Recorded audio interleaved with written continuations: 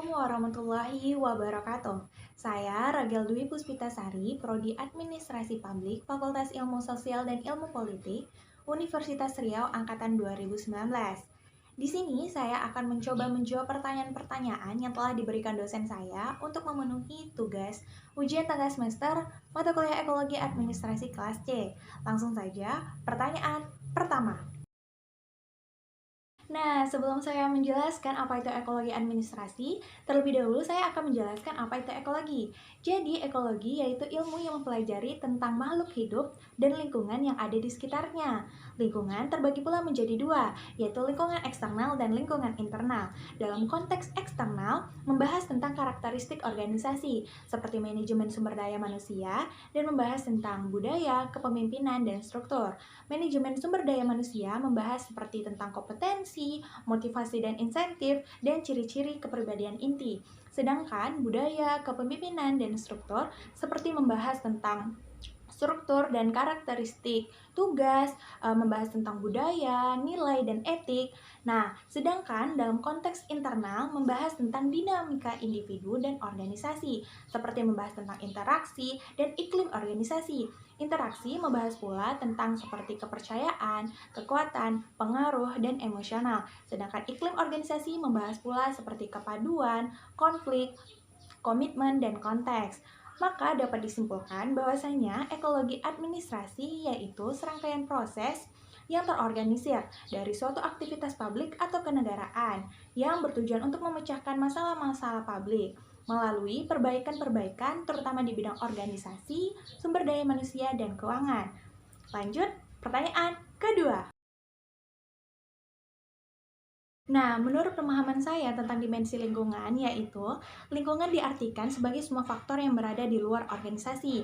Dan terdapat pula dua cakupan lingkungan. Yang pertama lingkungan umum yang memberikan pengaruh kepada organisasi secara tidak langsung, dan lingkungan khusus yang mempengaruhi organisasi secara langsung. Dan terdapat pula dua paradigma umum tentang organisasi dan lingkungan. Yang pertama sistem tertutup yang menggambarkan interaksi yang terbatas antara organisasi dan lingkungannya. Dan yang kedua, sistem terbuka yang menggambarkan interaksi yang insentif antara organisasi dan lingkungannya.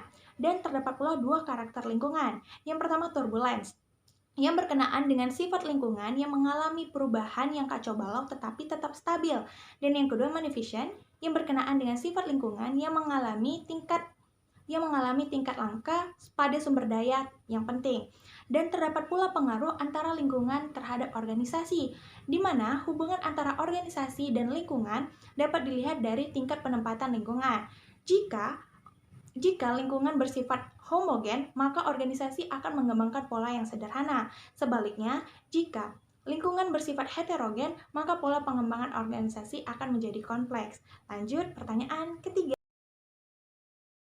Adaptasi administrasi publik terhadap ekologi. Jadi, sekelompok ilmuwan politik dan administrasi menyadari bahwasanya memindahkan sistem dan lembaga-lembaga atau peranata politik dan administrasi dari suatu lingkungan masyarakat, bangsa, dan negara tertentu ke lingkungan masyarakat, bangsa, dan negara yang lain tidaklah tepat. Oleh karena itu, penyempurnaan sistem dan peranata administrasi dari negara-negara yang sedang berkembang perlu didukung oleh suatu perbandingan, khususnya yang memusatkan perhatian pada faktor-faktor persamaan dan perbedaan kondisi yang secara langsung atau tidak langsung memengaruhi berhasil atau tidaknya usaha-usaha penyempurnaan tadi. Dalam studi perbandingan ini digunakan pendekatan secara ekologi. Dengan demikian, jelaslah adanya keinginan yang kuat untuk mengetahui berbagai sistem administrasi publik di dunia ini. Maka dikembangkanlah ilmu baru dari administrasi publik, yaitu ekologi administrasi. Langsung saja lanjut pertanyaan keempat. Kaitan antara ekologi administrasi dengan pembangunan berkelanjutan. Seperti yang telah dijelaskan sebelumnya bahwasanya ekologi administrasi adalah suatu proses yang terorganisir dari suatu aktivitas publik atau kenegaraan yang bertujuan untuk menyelesaikan masalah-masalah publik melalui perbaikan-perbaikan, terutama di bidang organisasi, sumber daya manusia, dan keuangan. Sedangkan pembangunan berkelanjutan adalah proses pembangunan yang berprinsip untuk memenuhi kebutuhan sekarang tanpa mengganggu gugat atau tanpa mengorbankan pemenuhan kebutuhan yang akan datang. Maka, jika ekologi administrasi berbicara tentang bagaimana menyelesaikan masalah-masalah, maka berdasarkan pandangan mengenai pembangunan, dapat dikatakan bahwa sistem yang lebih maju adalah sistem yang mampu mengatasi berbagai masalah lingkungan yang lebih efektif. Itu artinya ketika suatu lingkungan memiliki masalah yang sulit dipecahkan, maka sistem yang kurang maju akan kewalahan. Sebaliknya, sistem yang telah maju memiliki kemampuan untuk merubah lingkungannya ke arah yang lebih mapan. Kemampuan yang besar akan mendorong suatu pertumbuhan, akibatnya akan terbentuklah suatu perubahan.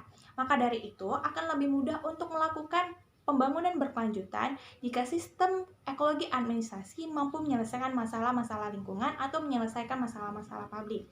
Sekian jawaban dari pertanyaan-pertanyaan yang telah diberikan. Sebelumnya saya ingin mengucapkan terima kasih kepada Bapak Zulkarnain selaku dosen pengampu mata kuliah Ekologi Administrasi kelas C. Mohon maaf apabila ada kekurangan dan kesalahan baik perkataan maupun perbuatan, dan mohon maaf apabila ada kekurangan dari jawaban yang telah disampaikan. Akhir kata saya ucapkan wabillahi taufiq wal hidayah. Wassalamualaikum warahmatullahi wabarakatuh.